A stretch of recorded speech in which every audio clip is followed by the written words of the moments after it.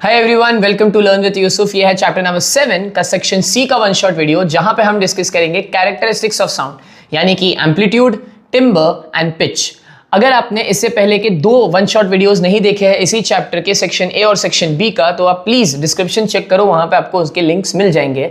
And उसके अलावा channel को चेक करना, वहां पर प्लेलिस्ट होगा, सारे वीडियोस अब तक जो मैंने डिस्कस किए हैं, सारे चैप्टर्स जो मैंने डिस्कस किए हैं वो आपको वहां पे मिल जाएंगे। अब इस वीडियो का अगर आप पहले नए आए हो तो मैं आपको शेयर एंड सब्सक्राइब करने तो नहीं बोल रहा हूं अभी, लेकिन आपको मैं एक स्ट्रक्चर बता दूं हम कैसे अब तक चैप्टर्स करते हुए आ रहे थे। तो पहले के हाफ एन आवर में या 20-25 मिनट्स में हम पहले थ्योरी करेंगे, इस तरीके से करेंगे थ्योरी कि आप लोग का सारा वो जो कॉन्सेप्ट है वो क्लियर हो जाए, एंड उसके बाद हम करेंगे competency and application based questions. अब मैं एक कॉम्पिटेंसी एंड एप्लीकेशन बेस्ड का क्वेश्चन का वीडियो बनाऊं और मैं हर एक चैप्टर में कॉम्पिटेंसी एंड एप्लीकेशन के वीडियोस डिस्कस करूं, दोनों में फर्क है। तो मैंने दूसरा वाला पाथ चूज किया जहां पे आप ज्यादा एप्लीकेशन बेस्ड क्वेश्चंस कर पाओगे मेरे साथ, ठीक है। तो एप्लीकेशन बेस्ड क्वेश्चंस में कुछ एप्लीकेशन बेस्ड क्वेश्चंस मैंने खुद बनाए हैं, कुछ मैंने ऑफिशियल आईसीएसई की वेबसाइट से लिए हैं, एंड कुछ तो पीवाईक्यूज है जिसमें आप लोग का ओवरऑल प्रिपरेशन हो जाएगा। तो चलिए शुरू करते हैं इस वीडियो को, जहां पर हम डिस्कस करेंगे कैरेक्टरिस्टिक्स ऑफ साउंड। अब इस कैरेक्टरिस्टिक्स ऑफ साउंड में जब हम फ्रीक्वेंसी की बात कर रहे होंगे ना, तो उस टाइम पे ख्याल रखिएगा कुछ टर्म्स जो है वो मैं प्री डिफाइंड सेक्शन बी से लेने वाला हूं, बिकॉज सेक्शन बी में मैंने डिटेल में वो सारी चीजें एक्सप्लेन की है। तो अगर बाई चांस आप लोगों को कोई चीजें नहीं समझ में आ रही है फ्रीक्वेंसी के रिलेटेड, तो प्लीज पहले सेक्शन 2 का वीडियो देखना, उसके बाद ये वीडियो कंटिन्यू करना। और अगर आपको बेसिक्स पता है तो फिर तो कोई प्रॉब्लम है नहीं, आपको ये पूरा वीडियो क्लियर होगा। चलो, पहला कैरेक्टरिस्टिक क्या है? लाउडनेस। लाउडनेस, जितना तेज मैं चिल्ला रहा हूं या फिर मैं कितना स्लो बोल रहा हूं, ये लाउडनेस डिपेंड करता है एम्पलीट्यूड पे। अगर आप ईयरफोन लगा के बैठे थे और अगर आपके कान फटे तो I am so sorry, please video छोड़ के जाना मत। तो लाउडनेस डिपेंड करता है एम्पलीट्यूड पे। फिर पिच यानी कि श्रिलनेस डिपेंड करता है फ्रीक्वेंसी पे, यानी कि कितनी नंबर ऑफ वेव्स पास हो रही है। एंड तीसरा टिम्बर डिपेंड करता है वेव फॉर्म पे, यानी कि वेव पैटर्न पे, कि किस तरीके का वेव दिख रहा है। एक एक करके सारे को डिस्कस करते हैं। अब लाउडनेस सर किस पे डिपेंड कर रहा है? एम्पलीट्यूड पे बता दिया, लेकिन सर हमें तो समझा नहीं, अभी समझ जाएगा। तो देखो ध्यान से, तो जब पार्टिकल्स वाइब्रेट कर रहे होते हैं, वो पार्टिकल्स कितने अपने मीन पोजीशन से आगे ट्रैवल किए। एग्जाम्पल के तौर पर, कि अगर मैं अभी ऐसे बात कर रहा हूं तो इसका क्या मतलब कि जो पार्टिकल्स हैं वो कम आगे की तरफ वाइब्रेट कर रहे होंगे, और अगर मैं ऐसे बात कर रहा हूं तो पार्टिकल्स ज्यादा वाइब्रेट कर रहे होंगे। इसका मतलब कि जितना एम्पलीट्यूड कम होगा, ये देखो ये वाला लेंथ, जितना एम्पलीट्यूड कम होगा लाउडनेस उतना कम होगा, एंड जितना एम्पलीट्यूड ज्यादा होगा उतना लाउडनेस भी ज्यादा होगा। क्या ये मेरी बात समझी? हाँ सर। तो एम्पलीट्यूड सीधा सीधा वाई एक्सिस पे जो है ना आपकी लाइंस बनेंगी उस पर डिपेंड कर रहा है, यानी कि एम्पलीट्यूड ज्यादा, लाउडनेस ज्यादा, एम्पलीट्यूड कम, लाउडनेस कम, इतना सा है, समझे। नेक्स्ट, अब लाउडनेस के बाद आता है इंटेंसिटी। अब आप बोलोगे सर इंटेंसिटी तो लेना देना था ही नहीं, हम तो पिच पढ़ने वाले थे। नहीं, इंटेंसिटी का पढ़ना जरूरी है। अब इंटेंसिटी एंड लाउडनेस ना बहुत हैंड इन हैंड चलते हैं, मैं तुम्हें पहले ही बता दूं। तो इंटेंसिटी एक ऑब्जेक्टिव प्रॉपर्टी है, लाउडनेस एक सब्जेक्टिव प्रॉपर्टी है। क्या मतलब सर? अब इंटेंसिटी का क्या मतलब? मेरे गले में से जब आवाज निकल रही है तो क्या मैं बोल सकता हूँ एक स्पेसिफिक एरिया में से कुछ एनर्जी बाहर डिसिपेट हो रही है, हाँ या ना? Sound is a form of energy.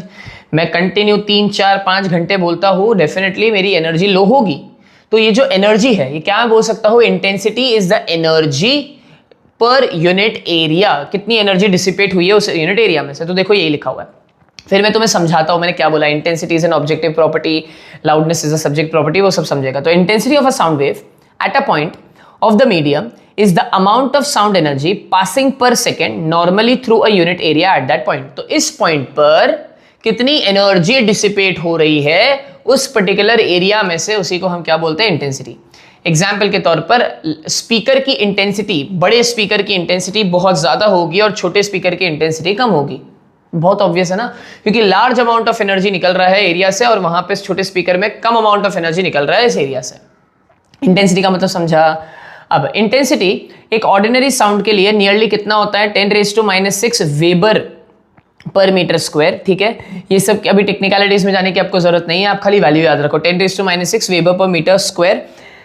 And minimum intensity sound की जो ऑडिबल होती है हमारे ईयर्स को, वो है 10⁻⁻12, दैट्स इट। अब इंटेंसिटी क्या बातों पे डिपेंड करता है? तो इंटेंसिटी डिपेंड करता है एम्पलीट्यूड पे, विच वाज वेरी फेयर, है ना। जितना ज्यादा एम्पलीट्यूड होगा उतना ज्यादा इंटेंसिटी होगा। इंटेंसिटी फ्रीक्वेंसी भी डिपेंड करता है ना। इंटेंसिटी डिपेंड करेगा डेंसिटी ऑफ एयर पे और इंटेंसिटी डिपेंड करेगा वेलोसिटी ऑफ साउंड पे। अब तुम खुद नोटिस करो, मैंने बहुत कम टाइम यहाँ पे स्पेंड किया। इसका यही मतलब है कि यहाँ से बहुत, मैं बोलूँ बहुत बहुत बहुत, या मैं बोलूँ ना के बराबर ही क्वेश्चन आता है। आ गया तो हमें पता होनी चाहिए बातें, बाकी अब टेंशन मतलब इस टॉपिक का। हम आते हैं इसके ऊपर। For normal ears sensitivity is maximum at frequency 1 kilohertz. ये इंपॉर्टेंट एमसीक्यू बन सकता है। अब यहां से मैं एक्सप्लेन करता हूं what do I mean by loudness has a subjective nature and intensity has an objective nature. Example simple है, ठीक है। अब मैं यहाँ पे बैठा हुआ हूँ, दो स्टूडेंट्स है। एक स्टूडेंट बिल्कुल मेरे नज़दीक सामने बैठा हुआ है कैमरा के एंग यहाँ पर, और एक स्टूडेंट दूर बैठा हुआ है, ठीक है। अब मैं बोलना शुरू किया, तो जब मैं बोलना शुरू किया तो भाई जितनी एनर्जी मेरे मुंह से या गले से निकल रही है पर यूनिट एरिया, वो तो फिक्स है ना, फिक्स है ना। अगर तुम सुन रहे हो, मेरे सामने स्टूडेंट सुन रहा है, पीछे एक स्टूडेंट बैठा है, या फिर बाजू वाली बिल्डिंग में एक, भले उसको सुनाई नहीं दे रहा, लेकिन जितनी मेरी एनर्जी निकल रही है पर यूनिट एरिया ये पूरे वर्ल्ड में, वो तो सेम ही रहेगी। तुम आके बोलोगे नहीं सर मुझे तो सुनाई नहीं दे रहा, आप कितना जोर से बोल रहे हो, बस वहीं पे तो खेल है लाउडनेस का। Loudness is a subjective property. Subjective nature का क्या मतलब, सब्जेक्टिव प्रॉपर्टी का क्या मतलब कि भाई तुम क्योंकि दूर बैठे हो तुम्हें आवाज कम आएगी, इसीलिए नहीं बिकॉज इंटेंसिटी कम है ना, इंटेंसिटी तो बराबर थी, इसीलिए बिकॉज एरिया डिस्टेंस इंक्रीज होने से जो आवाज की इंटेंसिटी है, या मैं बोलूं डिस्टेंस इंक्रीज होने से जो लाउडनेस है वो कम होती है, बिकॉज एनर्जी एब्जॉर्ब भी हो रहा है, समझे। तो इंटेंसिटी का क्या मतलब, कितना एनर्जी निकल रहा है पर यूनिट एरिया, जो कि फिक्स है। अब तुम स्पीकर के नजदीक खड़े हो, तुम्हें लाउडनेस ज्यादा आएगा, क्यों, इसीलिए नहीं बिकॉज इंटेंसिटी ज्यादा है, इंटेंसिटी तो वही था जितना है, लेकिन लाउडनेस क्यों ज्यादा आ रहा है, बिकॉज तुम पास हो स्पीकर के, और किसी इंसान को लाउडनेस क्यों कम आएगा, बिकॉज वो दूर है। आई होप ये क्लियर हुआ। सो intensity is an objective nature, loudness has a subjective nature. तुम बहुत से बच्चे लोग देख रहे होगे ना, बार बार नीचे क्या देख रहे हो, तो बड़ा मच्छर काट रहा है, मच्छर को मार भी रहो भी साथ में, ठीक है। अब फैक्टर्स क्या है, अब यहां से जितनी भी बातें स्टार्ट हो रही है, याद रखना इन सबके ऊपर अभी क्वेश्चंस बनेंगे, है ना। तो factors affecting loudness of sound, पहला फैक्टर क्या है, loudness is proportional to the square of amplitude, यानी कि जितना ज्यादा एम्पलीट्यूड होगा उतना ज्यादा लाउडनेस होगा, जितना कम एम्पलीट्यूड होगा उतना कम लाउडनेस होगा। ये तो बड़ा ऑब्वियस था। दूसरा, loudness varies inversely as the square of distance from the source, मतलब तुम अगर पास हो तो तुम्हें लाउडनेस ज्यादा महसूस होगा, अगर कोई बच्चा दूर है तो उसे लाउडनेस कम महसूस होगा। तो लाउडनेस किस पे डिपेंड कर रहा है बेटा, लाउडनेस डिपेंड कर रहा है उसके डिस्टेंस पे, किसके, सोर्स से, और जो ऑब्जर्वर या फिर मैं बोलूं लिसनर है। नेक्स्ट जो कि सबसे इंपॉर्टेंट है वो कि लाउडनेस डिपेंड करता है on the surface area of a vibrating body.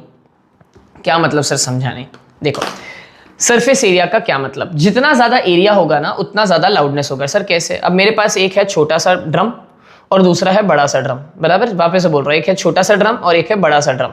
कौन से वाले ड्रम का सरफेस एरिया ज्यादा है, तो तुम बोलोगे सर दूसरे वाले ड्रम का, बड़े वाले ड्रम का ही सरफेस एरिया ज्यादा होगा। अब तुम और मैं दोनों ने डिसाइड किया हम दोनों ड्रम बजाएंगे, यहाँ पे छोटा वाला ड्रम है जो तुम्हारे पास है, बड़ा वाला ड्रम है मेरे पास है।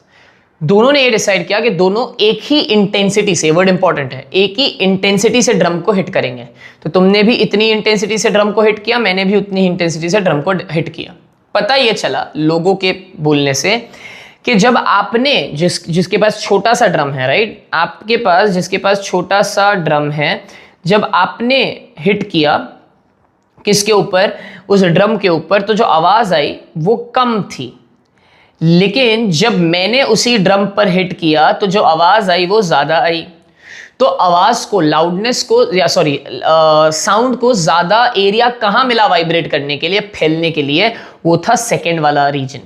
तो इससे क्या प्रूव हो रहा है, जितना ज्यादा, आई रिपीट, जितना ज्यादा सरफेस एरिया होगा उतना ही ज्यादा लाउडनेस होगा। इस पे आए साल सवाल आते ही आते हैं। एक अभी मैं एक एग्जाम्पल देना चाहता था लेकिन उससे क्वेश्चन फिर खराब हो जाएगा, क्वेश्चन के थ्रू ही समझाना मैं प्रेफर करूंगा। लेकिन अगर आप अभी, रिस्क की आदमी हूं मैं, रिस्क ले रहा हूं, अगर हो सके तो आप ना इसी चैनल पे जाओ और वहां पर मैंने एक वीडियो पोस्ट किया होगा शॉर्ट्स के अंदर, यूट्यूब शॉर्ट्स के अंदर, जहां पे लाउडनेस कैसे इंक्रीज करते हैं उसका एक वीडियो होगा। या फिर आप इंस्टा पे जाइए, लर्न विद यूसुफ लिखिए और वहां पे एक थंबनेल दिखेगा आपको रील्स के सेक्शन में, जहां पे लाउडनेस करके लिखा होगा, वो एक बार देखो तो मैं एक बार में ये टॉपिक क्लियर हो जाएगा कि मैं क्या बोल रहा हूँ, और फिर वो जुगाड़ भी समझ में आ जाएगा। तो आज के बाद अगर तुम्हें, है ना, लाउडनेस इंक्रीज करना है, बिना लाउडनेस इंक्रीज करे, तो तुम वो वीडियो देखने के बाद इंक्रीज कर पाओगे। तुम बोलोगे सर क्या बोल रहे हो, एक बार चेक तो करो और फिर वापस से आ भी जाना, नहीं तो पता चला तुम चले गए वहीं पे, रील स्क्रॉल करे जा रहे हो, मेरी ही है ना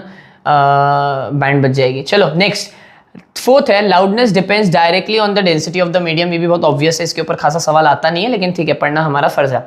and last, loudness depends on the presence of resonant bodies. अब ये रेजोनेंट बॉडीज क्या है, मैंने तुम्हें बोला था कुछ ऐसे टर्म्स होंगे जो कि मैंने सेक्शन बी में बहुत अच्छे से पढ़ा दिए, वो सेक्शन बी का वीडियो जाके देखो, क्लियर हो जाएगा। जस्ट इन केस किसी को पता है, जिनको बिल्कुल नहीं पता उनको तो मैं बोलूंगा भाई कोई सेंस नहीं बनता यहाँ पे सर फोड़ने का, सेक्शन बी का वीडियो पहले देखो, अच्छे से पढ़ाई करो ना धीरे धीरे करके।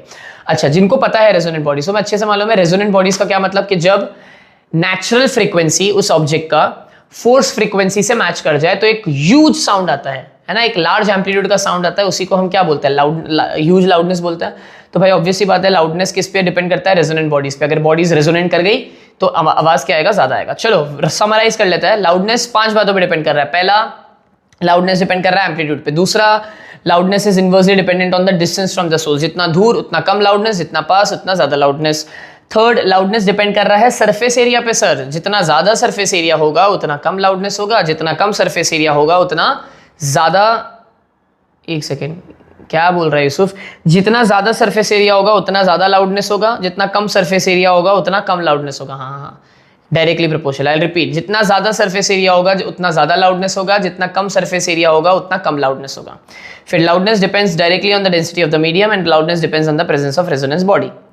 अब लाउडनेस हमने क्लियर कर लिया, क्या इंपॉर्टेंट बातें थी वो भी समझ ली। अब आते हैं पिच पे। अब पिच को ना जनरली बच्चे लाउडनेस से कंपेयर करते हैं। एग्जांपल के तौर पर अगर मैं जोर से बोलना शुरू कर दूं तो बच्चों को लगेगा कि ये मैं हाई पिच में बात कर रहा हूं, नहीं, ये मैं लाउडनेस बढ़ाया।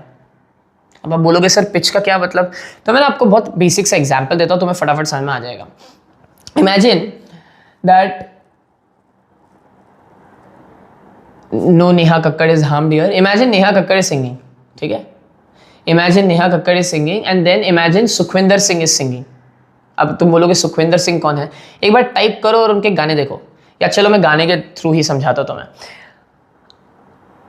पिच का मतलब होता है कितनी वेव्स निकल रही है पर सेकंड में। फिर उसके बाद एग्जांपल लेते हैं, है ना। पिच का मतलब होता है कितनी वेव्स निकल रही है पर सेकंड, यानी कि फ्रीक्वेंसी से लेना देना है। तो सुनो ध्यान से, तुमने बोला गाना सुना है, आरंभ है प्रचंड, है ना, गा नहीं रहा हूं मैं, आरंभ है प्रचंड सुना है, वो सुन के एकदम है ना, आवाज में एकदम गहरापन होता है। ये देखो, अगर मैं कोशिश कर रहा हूं करने की, बहुत बेवकूफ लग रहा हूं लेकिन ठीक है। तो जब आवाज में गहरापन होता है, डेप्थ होती है वॉइस में, तो उस वाली वॉइस को हम बोलते हैं लो पिच। अब ये मैं निकाल नहीं पा रहा हूं लेकिन मैं कोशिश कर रहा हूं। और अगर मैं ऐसी बात करने लग जाऊं, नोटिस किया, मजाक तो तुम बना दोगे मेरा वीडियो देखते देखते, लेकिन सुनो, हाई पिच का क्या मतलब, कि जब फ्रीक्वेंसी बहुत ज्यादा होगी, यहां पे लाउडनेस का कुछ लेना देना नहीं है, लाउडनेस का कुछ लेना देना नहीं है। पिच का मतलब होता है फ्रीक्वेंसी से। तो देखो ध्यान से, पहले ये सब मैं बाद में बताऊंगा। ये देखो यहां पे, अगर तुम नोटिस करोगे यहां पे कम वेव्स निकल रही है, बराबर, और यहां पर उतने ही टाइम में ज्यादा वेव्स निकल रही है। तो जब उतने ही टाइम में ज्यादा वेव्स निकले, जब उतने ही टाइम में ज्यादा वेव्स निकले तो हम बोलेंगे फ्रीक्वेंसी हाई है। और अगर फ्रीक्वेंसी हाई है तो हम बोलेंगे पिच भी हाई है। पिच हाई का मतलब क्या, ये आवाज चुभेगी करके जो आवाज आती है ना, श्रिल नॉइज आती है। वापस से रिपीट कर रहा हूं, अगर फ्रीक्वेंसी ज्यादा होगा तो मैं बोलूंगा पिच ज्यादा होगा, बराबर। अगर पिच ज्यादा होगा तो आवाज चुभेगी। अगर फ्रीक्वेंसी कम होगा तो पिच कम होगा, इसे हम बोलते हैं लो पिच। लो पिच का मतलब लो लाउडनेस बोल रहा हूं, लो लाउडनेस नहीं है। पिच कम होने का मतलब है आवाज में गहरापन है। अमिताभ बच्चन 7 करोड़, देखा उसकी आवाज, देखा क्या, सुना है उसकी आवाज, ठीक है। बताओ हाई पिच का क्या मतलब, हाई साउंड। लो पिच का क्या मतलब, लो साउंड नहीं। पिच का लेना देना लाउडनेस से नहीं है। चिल्ला चिल्ला के थक गया हो, ये लाउडनेस का लेना देना है, बराबर। एम्पलीट्यूड, अक्सर बच्चे गलती करके आते हैं यहाँ पे, लाउडनेस का लेना देना एम्पलीट्यूड से है। नेहा कक्कड़ को भी चिल्लाना आता है, सुखविंदर पाजी को भी चिल्लाना आता है।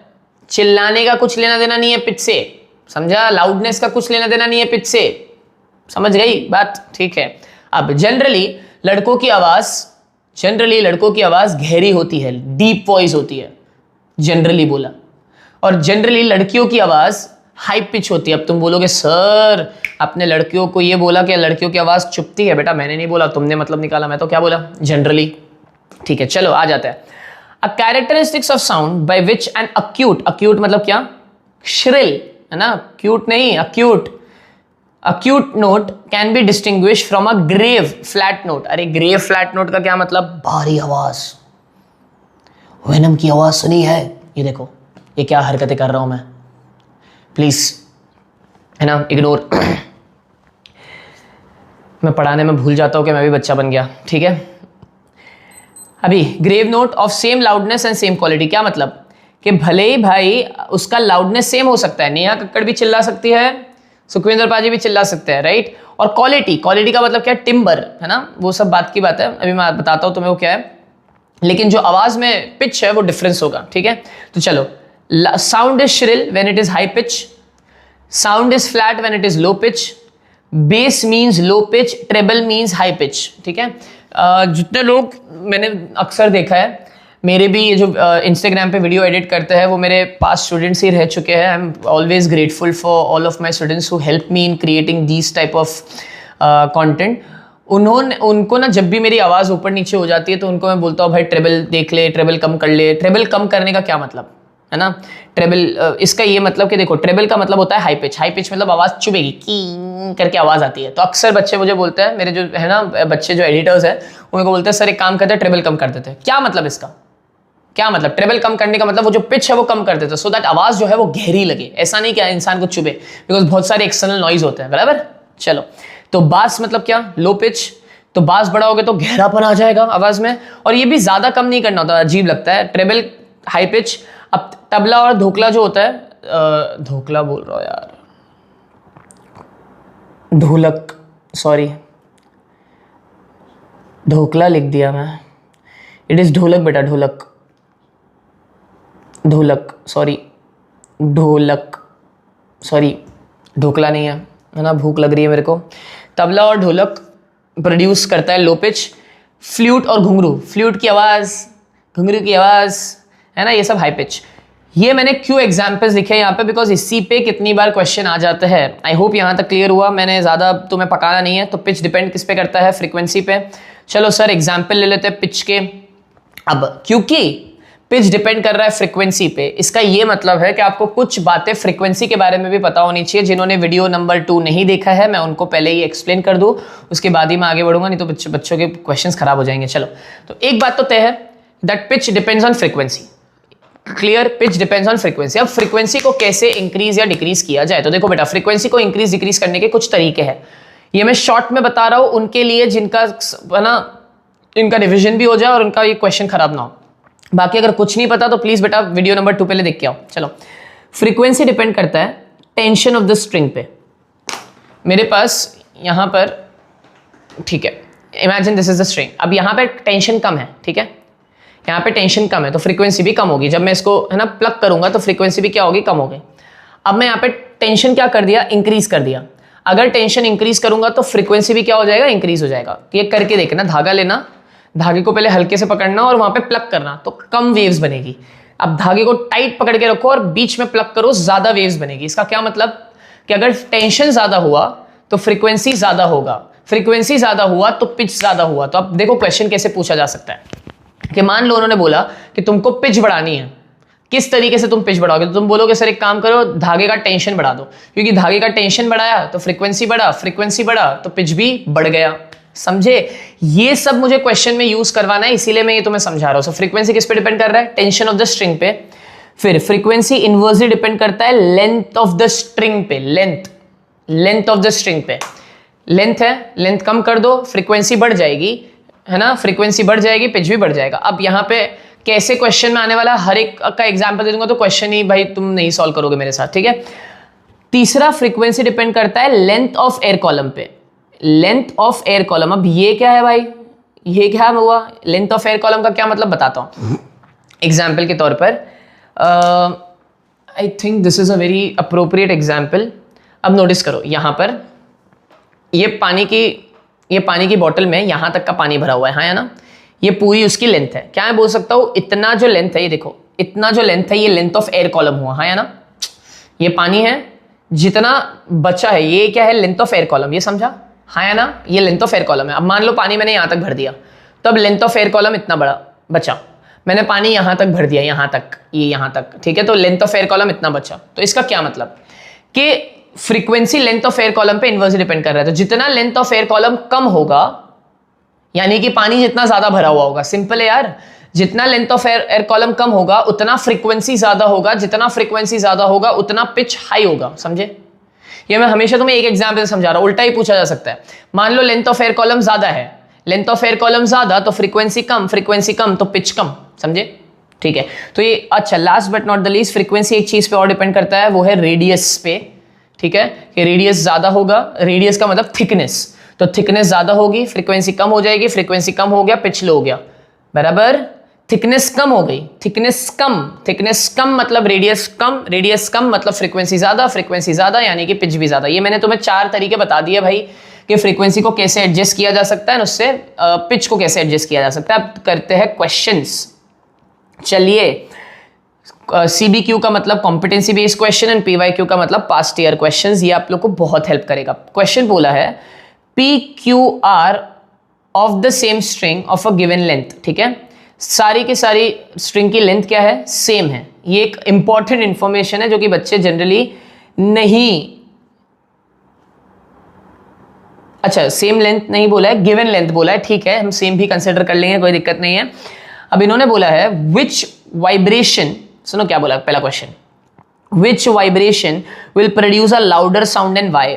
ओ, लाउडनेस का लेना देना था फ्रीक्वेंसी से? नहीं सर, लाउडनेस का लेना देना था एम्पलीट्यूड से, यानी कि जिसका एम्पलीट्यूड सबसे ज्यादा उसका लाउडनेस भी सबसे ज्यादा। तो अब मुझे बताने की, एक्सप्लेन करने की जरूरत है या तुम्हें आगे आंसर क्या बोलोगे तुम? वेव आर हैज मैक्सिमम, ठीक है, यहां पे अगर किसी को ना दिख रहा हो तो I am so sorry, maximum loudness. ठीक है, why? Because amplitude is more. क्या यहां तक कहानी समझी आपको? Yes sir. अब नेक्स्ट बोला है which vibration will produce a sound of maximum shrillness और पिच। अब ये मैं ना बहुत अच्छा बंदा हूँ, है ना, ऊपर वाले का अच्छा बंदा हूँ कि मैं लिख भी देता हूँ पिच, लेकिन एग्जाम में अच्छे लोग नहीं है, एग्जाम में वो पिच नहीं लिखेंगे, वो लोग खाली क्या करेंगे? श्रिलनेस लिखेंगे, राइट। तो श्रिलनेस का मतलब पिच से लेना देना है तुम्हारा, राइट। तो उन्होंने बोला मैक्सिमम श्रिलनेस कहाँ रहेगा, मैक्सिमम पिच कहाँ रहेगा? वहीं जहां मैक्सिमम फ्रीक्वेंसी है। फ्रीक्वेंसी का क्या मतलब कि उतने ही समय में उतनी ज्यादा नंबर ऑफ वेव्स। तो बताओ पी के पास क्या है? मैक्सिमम श्रिलनेस है। तो हमारा आंसर क्या आएगा? Wave P has maximum shrillness, बराबर। And why? बिकॉज, अब यहां पे एंड नहीं लिखना था, बिकॉज लिखना था, बेटा तुम लिख लेना, बिकॉज फ्रीक्वेंसी इज मोर। ठीक है, अब बोला है what is the ratio of wavelength, what is the ratio of wavelength of vibration PNR। अब तुम बोलोगे सर ये क्या नया आइटम आ गया, PNR का क्या भाई, ये नहीं समझा। वेवलेंथ निकालना मतलब वेवलेंथ का रेशियो निकालना है, कोई दिक्कत नहीं। मैं तुम्हें एक बुलेट प्रूफ तरीका देता हूं। ये तरीके से जब भी तुम्हें वेवलेंथ पूछे, तुक्के नहीं मारना, आराम से आ जाएगा। अब बच्चे जनरली क्या करते हैं, PNR का वेवलेंथ निकालना है तो बच्चे बोलेंगे अच्छा सर हम वेव्स गिन लेते हैं, बताओ 1 2 3, sir 3 waves, sir 1 wave, sir 3/1 यानी कि 3:1 का रेशियो होगा, सर हम लिख के आते हैं 0 मिलेगा। पहली बात तो क्या नहीं करना है वो समझा, कि अगर वेवलेंथ का रेशियो पूछ रहा है तो इस तरीके से ये वेव्स गिन के मत आ जाना कि सर इतनी, sir 3 waves, okay sir 1 wave, sir 3:1 because PNR का पूछा है। भाई मत करके आना, मजाक नहीं कर रहा हूं, तकलीफ हो जाएगी। जब भी तुम्हें वेवलेंथ पूछे तुम्हें हमेशा पहले फ्रीक्वेंसी फाइंड करनी है, जितना बोल रहा हूं उतना करो। चलो अब मुझे बताओ, फ्रीक्वेंसी बिना हम क्या करेंगे, हम किसी के टर्म्स में ढूंढेंगे। क्या मतलब कि अगर मैं इसका टर्म ले लूं, इसको एज, है ना, बेस ले लूं, तो क्या मैं बोल सकता हूं, इसको F1 बोल देते हैं, इसको F2 बोल देते हैं, इसको F3 बोल देते हैं। अगर F3 F है तो कितनों को समझा, F2 2F होगा और F1 क्या होगा, 3F होगा। तो इसका क्या मतलब सर 3 वेव्स है? नहीं बेटा, तुम्हें नहीं मालूम है ये 1 सेकेंड है, तुम समझो क्या बोल रहा हूं। ये बहुत से बच्चों को क्लियर नहीं होता है। यहां पे लिखा हुआ है क्या, सुनो ध्यान से, यहां पे लिखा हुआ है क्या 0 and 1, है ना। अगर हाँ 1 सेकेंड में 3 वेव्स पास हो रही होती है, ऐसा बोला होता तो तुम बोलते हाँ सर 3 फ्रीक्वेंसी 3 है। यहां पे बोला नहीं है बेटा, यहां पे कुछ भी हो सकता है ना ये टाइम। या अगर 0.2 सेकेंड हुआ तो क्या करोगे तुम? तो भाई 0.2 सेकेंड्स में 3 वेव्स जा रही है, इसका मतलब 1 सेकेंड में तो बहुत सारी वेव्स जा रही होंगी ना। समझे कि नहीं समझे बेटा? तो हमेशा ऐसे करो। तो ये तुम्हें समझ में आ गया। अब क्या मैं बोल सकता हूं, मुझे सिर्फ और सिर्फ कौन सी फ्रीक्वेंसी से मतलब है? मुझे सिर्फ और सिर्फ ये वाली फ्रीक्वेंसी से मतलब है, F1 से और F2 से, F3 से। सर क्यों? बिकॉज इन्हीं के वेवलेंथ से भी मतलब है मुझे। ये समझा तुम्हें? अब मुझे बताओ, क्या ये वाला स्टेप क्लियर हुआ तुम्हें? देखो कि सर क्या किया, F1 is equals to V upon λ1, हाँ या ना? ये समझा कि नहीं समझा? समझा ना? F1 is equals to V upon λ1, clear? तो यानी कि F2 is equals to V upon λ2 लिख सकता हूं, हाँ या ना? अब तुम बोलोगे सर V क्यों सेम रखा? अरे यार स्पीड, ठीक है, स्पीड एक कॉमन फैक्टर ले लिया मैंने, ठीक है। अभी बताओ, अगर मैं F1 अपॉन F2 कर दूं, अब बहुत से बच्चे मुझे यहाँ पे बोलेंगे नहीं सर हमें तो उसमें बताया गया है, क्या बताया गया है कि सर सॉरी V थोड़ी लेते हैं सर, 12 लेते हैं यहाँ पे, ये 12 मुझे मालूम है बहुत से बच्चों को ये सोल्यूशन भी याद होगा, 12 लेते हैं। भाई क्यों करना, ये तुम्हें आंसर लाने से मतलब ना यहाँ पे इस पॉइंट पर, तो तुम ऐसे कर लो, तुम्हें इजीली समझ में आ जाएगा। चलो अब डिवाइड करो, तो V upon λ1 into λ2 upon V बराबर, V से V कैंसिल हो गया। अब बताइए क्या बचा फाइनली, F1 अपॉन F2, हाँ या ना? F1 अपॉन F2 बचा इज इक्वल टू λ2 अपॉन λ1, हाँ या ना? बराबर। अब चलो ये चीज़ ना यहाँ पे ले लेता हूँ मैंने यही सॉल्व कर दिया सारी चीज़, ठीक है। एक सेकेंड रुको, ये मैंने कॉपी कर लिया यहाँ पे, अब यहाँ पे सब्स्टिट्यूट कर देता है। चलो अब बताओ, ये F1 अपॉन F2, बताओ F1 अपॉन F2 को क्या लिख सकते हैं? मैं बाल भी सेट कर लूँ। हाँ, F1 अपॉन F2 को क्या बोलेंगे? F1 अपॉन F2 था, F1 क्या था सर? F1 था 3F, F3 क्या था? F, तो 3F upon F is equals to λ2 upon λ1 बराबर है। तो क्या आ जाएगा बेटा, ये F से F कैंसिल हो गया, क्या बचा? 3। सर वही तो आया आंसर, अबे नहीं आया वही आंसर, λ2 अपॉन λ1 आया, और तुमको P और R का रेशियो चाहिए था, तो P और R का रेशियो के हिसाब से λ1 अपॉन λ2 क्या आ जाएगा? 1:3 आ जाएगा बेटा। समझे क्या कि नहीं समझे? अब बहुत से बच्चे मुझे बोलेंगे सर अगर हमें फ्रीक्वेंसी का रेशियो मिल गया तो हम वेवलेंथ का रेशियो तो ऐसा तुरंत उल्टा करके निकाल देंगे। निकालोगे, मार्क्स नहीं मिलेंगे, थोड़ा प्रोसेस तो करना पड़ेगा ना बेटा। चलो नेक्स्ट क्वेश्चन की तरफ आते हैं। नेक्स्ट बोला है, Ashish, Sameer, Aditya, Mohit were sitting on the terrace of Ashish house listening songs playing on Aditya's phone. भाई साहब इतना लंबा चौड़ा डिस्क्रिप्शन दिया एंड अभी तक कुछ नहीं समझा, ठीक है। जब ये क्वेश्चन पूरा हो जाएगा ना तब आप लोगों को क्लियर होगा कि मैंने इसी क्वेश्चन से इंस्पायर होके एक रील बनाया था जहां पे मैंने आपको बोला था लाउडनेस कैसे इंक्रीज किया जाता है। चलो वही वाला क्वेश्चन है। अगर तुम वीडियो देखकर आए हो तब तो तुम्हें जल्दी आ जाएगा answer. Ashish, Sameer, Aditya, Mohit were sitting on the terrace of Ashish house listening songs playing on Aditya's phone. Mohit sitting in one corner requests to increase the volume of the sound, but Aditya says the volume is full. Sameer, being a smart guy, gets up, goes into the kitchen, brings an empty steel glass, places the mobile phone inside it and solves the problem. इतना लंबा चौड़ा इन्होंने description दिया। इसी को तो competency and application based question बोलते हैं कि तुम रट के नहीं आए हो, तुम्हें समझने की जरूरत है। उन्होंने बोला what is the reason for Sameer to keep the mobile phone in the glass. पहली बात, प्रॉब्लम क्या था? प्रॉब्लम ये था कि एक बंदा अपना, जो जाने दो समीर आदित्य कौन था, एक अपना बंदा कोने पे बैठा हुआ है और बाकी सब बंदे यहाँ बैठे हुए हैं।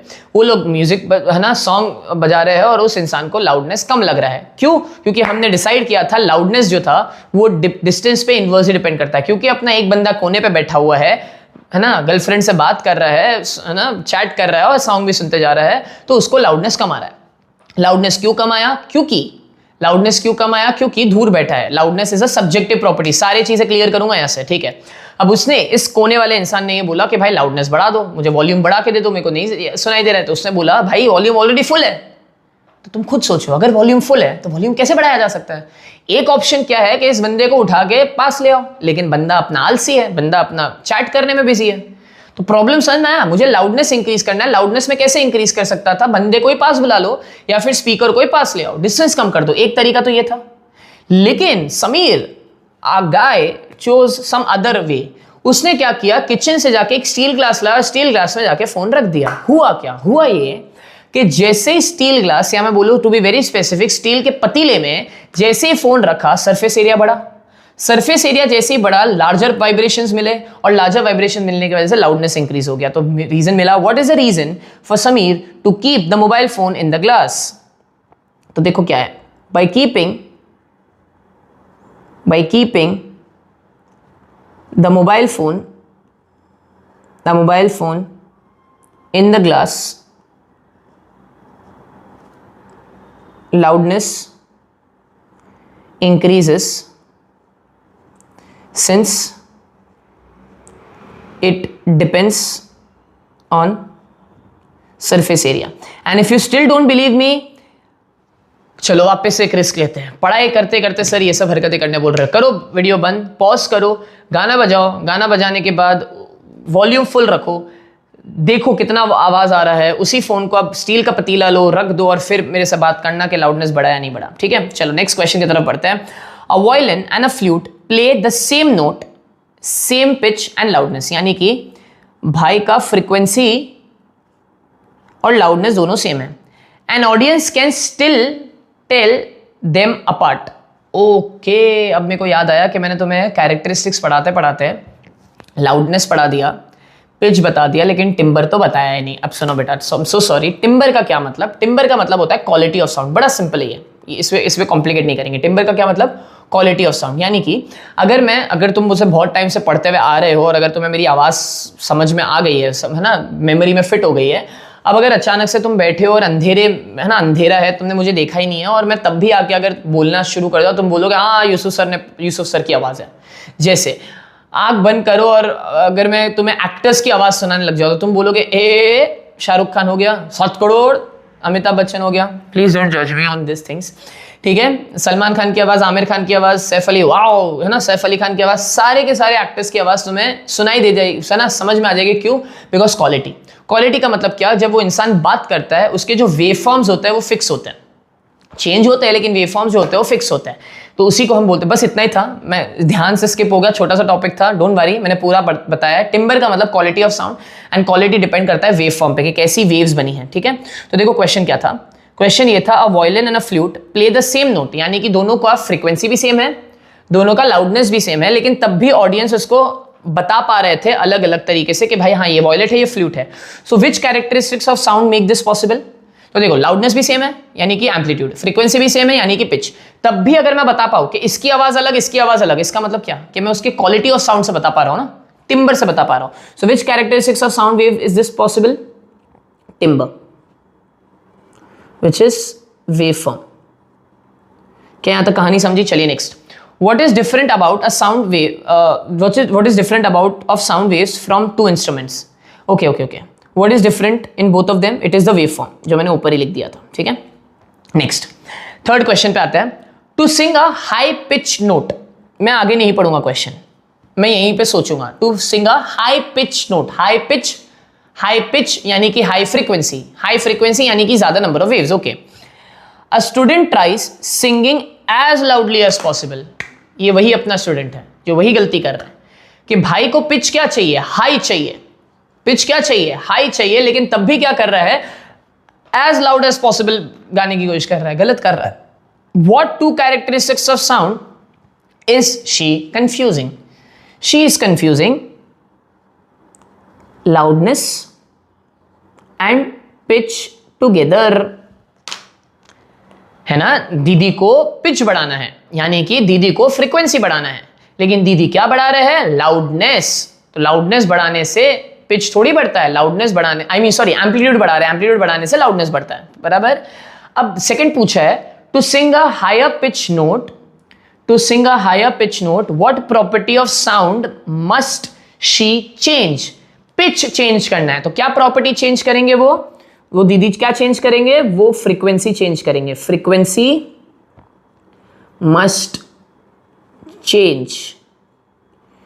ठीक है, वापस से क्लियर कर रहा हूं। अगर ये पूरे 30-35 मिनट में कुछ नहीं समझा, खाली 2 चीज याद रखो, लाउडनेस का लेना देना एम्पलीट्यूड से है, फ्रीक्वेंसी का लेना देना है पिच से। बात खत्म, तुम्हारे सारे क्वेश्चन बन जाएंगे। Next, when Shyam the band leader struck both the bass drum and the kettle drum with equal force. अब मुझे नहीं मालूम बैस ड्रम और केटल ड्रम क्या होता है, और जेन्युइनली बोल रहा हूं, मैंने भी जब पहली बार ये क्वेश्चन किया था मुझे बिल्कुल नहीं मालूम था क्या होता है बैस ड्रम और केटल ड्रम, ना मैंने गूगल किया। लेकिन मुझे ये समझा कि उसको दोनों ही ड्रम्स को उसने इक्वल फोर्स से हिट किया. Then the bass drum emitted a sound measuring 120 decibels whereas the kettle drum produce a sound of 90 decibels. अच्छा, इससे ये समझा कि 120 डेसिबल्स मतलब लाउड साउंड आया है, 90 डेसिबल्स मतलब थोड़ा लो साउंड आया है. Explain the discrepancy in the loudness. तो सवाल क्या है? ऑब्वियस है, मुझे नहीं मालूम बैस ड्रम और केटल ड्रम क्या होता है. ये है बैस ड्रम, ये है केटल ड्रम. दोनों को इक्वल फोर्स से मारा गया, तब भी बैस ड्रम ने ज्यादा लाउडनेस दिया, केटल ड्रम ने कम लाउडनेस दिया. क्या वजह से होगा? इक्वल फोर्स तुम लगा रहे हो, यहां पे लाउडनेस का डिस्टेंस से लेना देना है नहीं, यानी कि लाउडनेस का सीधा सीधा लेना देना है सरफेस एरिया से. तो मुझे अब पता चल गया पक्का बैस ड्रम का सरफेस एरिया ज्यादा होगा और केटल ड्रम का कम होगा. भले ही तुमने जिंदगी में नहीं देखा है दोनों, लेकिन समझ तो गया. तो क्या बोलेंगे? Why explain the discrepancy in the loudness. हम बोलेंगे bass drum has large surface area which produces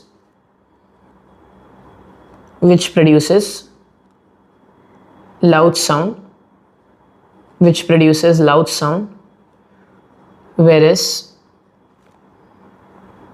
एक सेकेंड, हाँ, whereas kettle drum produces low sound because of less surface area. समझे बच्चा? Because of less surface area. और हमें मालूम है क्या चीज हमने यूज की है, that loudness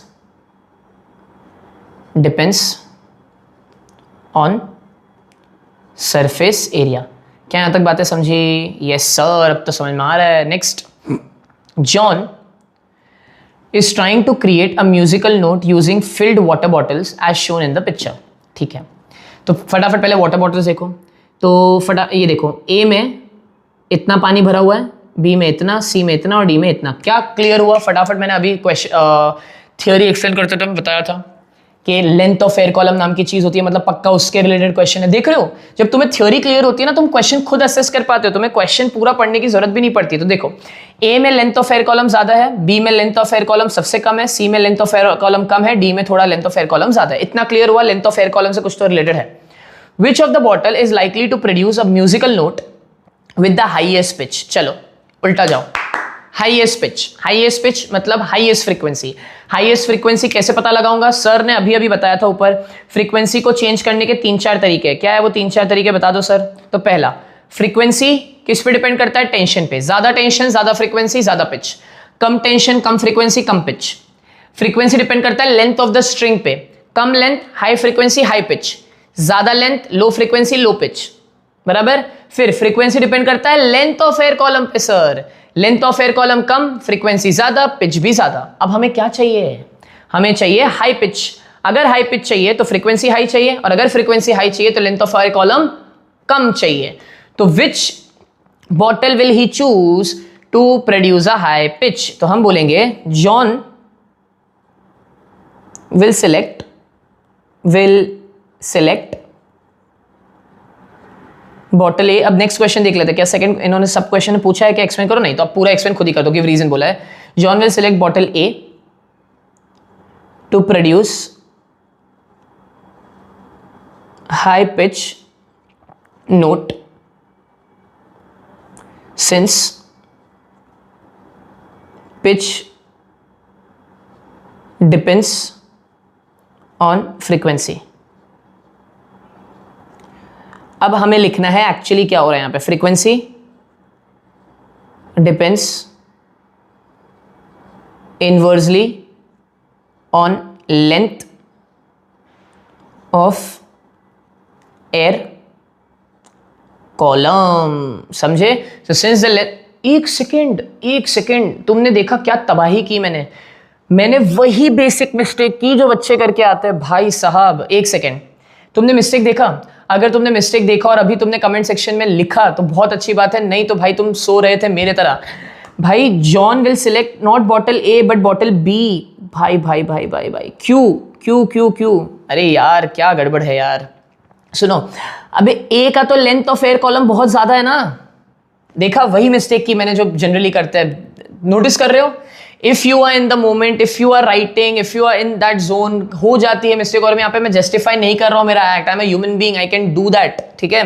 तो देखो यहाँ पे John will select bottle B. भाई क्यों बॉटल बी? सोचो सोचो सोचो, हाई पिच चाहिए। आई एम सो सॉरी अगर मैंने कंफ्यूज किया, मैं पीछे जाके वीडियो देखूंगा, मैंने सारी चीजें बराबर बताई, सिर्फ यहाँ पे जाके ए लिख दिया गलती से, क्योंकि मैंने ये गलत असिस्ट कर दिया, बाकी सब सही था। High pitch, high frequency, high frequency, length of air column कम, तो सबसे ज्यादा लेंथ कहां कम है? बी में कम है ना यार। और मैंने देखो ए में, ए क्यों सिलेक्ट किया होगा समझा? मेरी मिस्टेक समझो, मैंने ए इसीलिए सिलेक्ट कर दिया क्योंकि मैंने ये अज्यूम कर लिया कि यहां पे लेंथ कम है। अभी लेंथ ऑफ वाटर कॉलम की बात नहीं चल रही है, लेंथ ऑफ एयर कॉलम की बात चल रही है। हाँ, अगर वो पूछता मुझे लोएस्ट पिच चाहिए, लोएस्ट फ्रीक्वेंसी चाहिए, तो मैं ए सिलेक्ट करके आता, because length of air column बहुत ज्यादा है। भाई भाई भाई भाई भाई, ठीक है, बाकी सब सही है। John will select bottle B to produce high pitch notes since pitch depends on frequency and frequency depends inversely on the length of air column। जब मैंने ये लिखा तो मेरे को चमका, भाई क्या किया मैंने, ठीक है।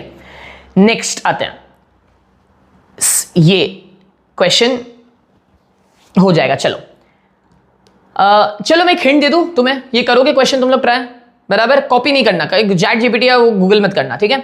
सुनो ध्यान से, यहां पे तुम्हें मालूम है कि तुम्हारे पास 3 वापस से वो है बीकर्स है, जिसमें अलग अलग, एक सेकेंड ना, हाँ 3 अलग अलग क्या है, एयर कॉलम्स है। तो एक बात तो पक्का है कि क्योंकि क्यू का एयर कॉलम सबसे कम है तो इसका पिच सबसे ज्यादा होगा। हाँ या ना? हाँ ना, पिच सबसे ज्यादा होगा, मतलब फ्रीक्वेंसी सबसे ज्यादा होगी यहाँ पे, क्योंकि पी का लेंथ ऑफ एयर कॉलम सबसे ज्यादा है, यानी कि फ्रीक्वेंसी यहाँ पे कम होगी, यानी कि पिच कम, और यहाँ पे ये मिड में आ रहा है। उन्होंने क्या पूछा है कि the picture shows the cylinders filled with water to a different extent, the tuning fork L, M and N are in vibration to produce louder sound when held above the mouth of the cylinder। तो ये actually 2 चीजों का mix है। Section B में resonance पढ़ा था हमने, right. Resonance क्या बोलता है कि अगर फोर्स्ड, ये सब फोर्स फ्रीक्वेंसी है, फोर्स्ड वाइब्रेशन, अगर फोर्स्ड वाइब्रेशन की फ्रीक्वेंसी मैच कर जाती है किससे, नेचुरल फ्रीक्वेंसी से, तो एक लाउड साउंड आएगा। तो वो क्या बोल रहा है तुम्हें कि ये जो ट्यूनिंग फोक दिए हुए और ये जो बीकर दिए, इसमें तो अपन ने क्लियरली समझ लिया कि क्यू का फ्रीक्वेंसी सबसे ज्यादा है, पी का फ्रीक्वेंसी सबसे कम है और आर बीच में आ रहा है। उसी तरीके से एल, एम और एन की भी क्या होगी, कुछ ना कुछ फ्रीक्वेंसी होगी। तो हो सकता है एल की फ्रीक्वेंसी ज्यादा हो कम हो, वो तुम डिसाइड करना, ठीक है। तो उन्होंने बोला है अगर एल, एम और एन की कुछ फ्रीक्वेंसी है, तीनों को जब मैं रखूंगा इस बीकर पे, तो कौन से अरेंजमेंट में तुम्हें लाउड साउंड आएगा। एग्जाम्पल के तौर पर मैं बता देता हूं, चलो तुम्हें एक तो मैं तुम्हें बता दूं, टेंशन मत लो। अब एल जो है ना, एल, इसकी फ्रीक्वेंसी बहुत ज्यादा है। अब तुम बोलोगे सर आपने कैसे डिसाइड किया? हमेशा याद रखना, जितना शॉर्ट ट्यूनिंग फोक होगा उतना हाई उसकी फ्रीक्वेंसी होगा। वापस से वही लॉजिक है, जितना लेंथ कम उतना फ्रीक्वेंसी ज्यादा। अब क्योंकि length of this tuning fork is very less, यानी कि फ्रीक्वेंसी ज्यादा। अब मुझे बताओ सबसे ज्यादा फ्रीक्वेंसी इन तीनों में से किसकी थी? क्यू की थी, यानी कि एल जब क्यू पे रखा जाएगा तो क्यू लाउड साउंड देगा। तो तुम्हें एक तो मैंने बता ही दिया कि एल किसके साथ जोड़ी में जाने वाला है, क्यू के साथ। अब एम और एन का तुम खुद दिमाग लगा लो, चलो, और कमेंट सेक्शन में बताना। Next, Sumit a teenager enjoys playing his music loudly. अब जैसे ही लाउडली बोला तो एक वर्ड आया दिमाग में मेरे, amplitude. However, his grandmother consistently lowered the volume of the music player। Common दादी नानी प्रॉब्लम है ना भाई, म्यूजिक चला रहा है, कम कर आवाज, इतना आवाज सुन के क्या करोगे। The volume of the music player, analyse the wave to identify which characteristic of the wave has been altered when the grandmother reduce the volume। अगर वॉल्यूम ग्रैंडमदर को रिड्यूस करना है, वॉल्यूम कम करने का ये मतलब है कि लाउडनेस कम हुआ। लाउडनेस कम होने का मतलब क्या? एम्पलीट्यूड कम हुआ। तो बताइए क्या होगा? उन्होंने क्या कम, उनको एम्पलीट्यूड कम करना था बेसिकली। लाउडनेस कम करना, वॉल्यूम कम करना मतलब एम्पलीट्यूड कम करना। तो उन्होंने क्या कम किया होगा? The length of PS becomes more. PS more होगा क्या? नहीं सर, इसका तो लेना देना नहीं है। The length of SR becomes less. SR नहीं सर, कुछ लेना देना नहीं है। The length of QR becomes less. हाँ सर, ये क्यूआर दिख रहा है, इस क्यूआर को अगर मैं कम कर दूं, तो अगर लेंथ कम कर दिया, एम्पलीट्यूड कम कर दिया, तो लाउडनेस भी कम हो गया। तो हमारा आंसर क्या है? सी। चलो next, a guitarist is trying to play a higher pitch note। okay, a guitarist is trying to play a higher pitch note on a particular string instead of adjusting the tuning peg। अब तुम बोलोगे sir tuning peg का क्या मतलब? Tuning peg का मतलब होता है टेंशन एडजस्ट करना। मैंने हिंट दे दिया तुम्हें। चलो, a guitarist is trying to play a higher pitch note on a particular string instead of adjusting the tuning peg। Tuning peg का मतलब क्या? कि टेंशन को बढ़ाना या घटाना ट्यूनिंग पेग से होता है।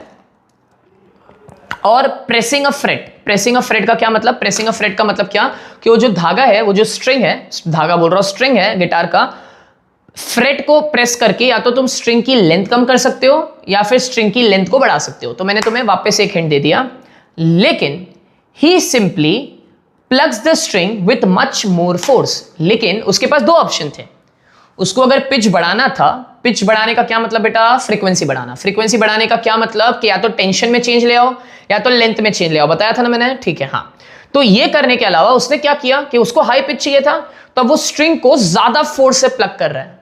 Okay, the note sounds differ, loudness में फर्क आया but not of high pitch. What two characteristics of sound is guitarist confusing? ये गिटारिस्ट नूब है, इसने क्या किया, उसको हाई पिच चाहिए था, हाई पिच चाहिए मतलब फ्रीक्वेंसी हाई चाहिए, फ्रीक्वेंसी हाई चाहिए तो उसको या तो टेंशन चेंज करना था या फिर लेंथ चेंज करना था, लेकिन भाई अपने एम्पलीट्यूड चेंज कर रहे हैं, तो भाई क्या फर्क पड़ा, कुछ फर्क पड़ा। तो what two characteristics of sound is the guitarist confusing? Again, loudness and pitch. अब by plucking the string with more force, what did he actually increase? Did he actually increase the frequency, the pitch, or did he actually increase the loudness? So he actually increased the loudness. भाई ये question बहुत carefully design किए गए हैं। ये जो questions अभी तुम कर रहे हो, कुछ क्वेश्चंस तो मैंने जो ऊपर दो एक क्वेश्चन करवाया वो तो आईसीएसई की कॉम्पिटेंसी के पीडीएफ से मैंने उठाया और कुछ क्वेश्चंस बनाए हुए हैं, क्यों, सो दैट तुम सोच पाओ कि हाँ इस फंडामेंटल, देखो तुम अगर नोटिस करोगे हर एक क्वेश्चन का आंसर वही घूम फिर के वही है, तो तुम्हें कुछ एक्स्ट्रा नहीं करना। मैं बच्चों को यही समझाता हूं, तुम्हें एक्स्ट्रा क्या पूछ लेगा, तुम्हें वो वही पूछने वाला है, लाउडनेस किस पे डिपेंड करता है, लाउडनेस किससे चेंज हो रहा है, पिच किस पे डिपेंड कर रहा है, पिच किससे, तुम्हें वो सिनेरियो दे देगा, ये इस तरीके से सिनेरियो दे देगा, तुम्हें बस अवेयर रहना है, कंफ्यूज नहीं होना, ठीक है। चलो, state one correct way he could have increased pitch of the note, pitch increase करना है, बराबर, pitch मतलब frequency increase करना, कैसे increase करना सकता था, by adjusting, तो कैसे increase कर सकता था, by increasing tension, ठीक है। अब बच्चे मुझे यहां पे पूछ रहे सर हमें तो पता ही नहीं है ना, एग्जाम में हमें थोड़ी पता चलेगा कि ट्यूनिंग पिक का क्या मतलब, प्रेसिंग अ फ्रेट का क्या मतलब, बहुत सही, ऐसे ही सोचो, मैं भी ऐसे ही सोचता हूं, कोई दिक्कत नहीं, लेकिन तुम्हें ये तो मालूम है ना पिच कैसे इंक्रीज किया जा सकता है, तो वो लिखो, वो लोग को मतलब नहीं है, तुम वो सब नहीं लिखोगे तो चलेगा। प्रेसिंग द फ्रेट तुमको नहीं मालूम है, तुम्हें ये तो मालूम है ना, बाय इंक्रीजिंग द टेंशन, तो क्या करेंगे, बाय इंक्रीजिंग द टेंशन और by reducing the length, by increasing the tension और बाय रिड्यूसिंग द लेंथ, ठीक है, मैंने दोनों में से एक को ही लिख देना है। अब ये वाला क्वेश्चन तुम खुद करोगे, बहुत सिंपल है, मैं हिंट दे दूं, लाउडनेस के ऊपर डिपेंड, लाउडनेस का क्वेश्चन है आराम से, और फैक्टर्स अफेक्टिंग द लाउडनेस का क्वेश्चन है। So yes, we are ending this chapter, chapter number 7। ये चैप्टर नंबर 7 का सिर्फ पार्ट 3 का वन शॉट वीडियो है, तुरंत जाओ मत, सुन के जाओ, एक इंपॉर्टेंट चीज मुझे डिस्कस करनी है। इसके पहले के 2 पार्ट्स अगर नहीं देखे, लिंक चेक करो डिस्क्रिप्शन में, पूरा चैप्टर कंप्लीट करो, बिकॉज नेक्स्ट हम स्टार्ट करने वाले हैं current electricity, which is the most awaited chapter और बहुत कंफ्यूजिंग। मैंने बहुत बच्चों के फीडबैक्स भी पढ़े कमेंट सेक्शन में, वो बोल रहे हैं कि सर डिफिकल्टी है, कोई दिक्कत नहीं, मैं आराम से क्लियर कर दूंगा, टाइम लेंगे लेकिन क्लियर हो जाएगा, ठीक है। अगर आप लोग को ये वीडियो जेन्युइनली समझ में आया है, चैप्टर अच्छे से क्लियर हुआ, तो प्लीज इसे उनके साथ शेयर करो जिन्हें भी तो तुम्हें लगता है कि मेरा पढ़ाया हुआ उन्हें समझ में आ जाएगा, because I am trying my level best to make it simple. Also I have a small gift for you, that small gift is I have prepared, if you are new, this is for you, if you are new and if you want 100+ MCQs which are competency based, you can check the description, वहां पे इस PDF का link दिया हुआ है, there is no cost, no charge, download करो और use करो। These are 100+ competency based MCQs, 15 mark तुम्हारे डिपेंड कर रहे हैं इस MCQs पे, करके जाओ, बहुत है ना, आपको हेल्प करेगा, और मुझे फीडबैक दोगे तुम्हें MCQs कैसे लगे और तुम्हें और कुछ इंप्रूवमेंट चाहिए क्या। Also if you loved the way I have brought up the question का क्वालिटी अगर अच्छा लगा, एंड अगर आपको और ऐसे क्वेश्चंस करने हैं, so there is a small thing from my end as well. I have my own book which is right now on Kindle, but I am super sure जब तक ये वीडियो आउट होगा तब तक पेपर बैग ऑलरेडी रिलीज हो चुका होगा, paper bag की कॉपी मेरे पास होगी, आप पेपर बैग ले सकते हो either directly from my website or directly through the Amazon link। कुछ इस तरीके से दिखता है, उसका कवर पेज एंड बुक कैसा दिखता है वो मैं आपको बता दूं। So this is how the book looks. इसमें बहुत सारे 150 प्लस कॉम्पिटेंसी बेस्ड क्वेश्चंस है, अभी एमसीक्यूज नहीं है, ये एक्चुअल कॉम्पिटेंसी बेस्ड क्वेश्चंस है, डायग्राम क्वेश्चंस है, सो दैट तुम्हारा और थॉट प्रोसेस क्लियर हो कि अच्छा हमें ऐसे क्वेश्चंस करने हैं। If you genuinely love this, please share this video and we'll meet in the next chapter, which is chapter number 8, current electricity.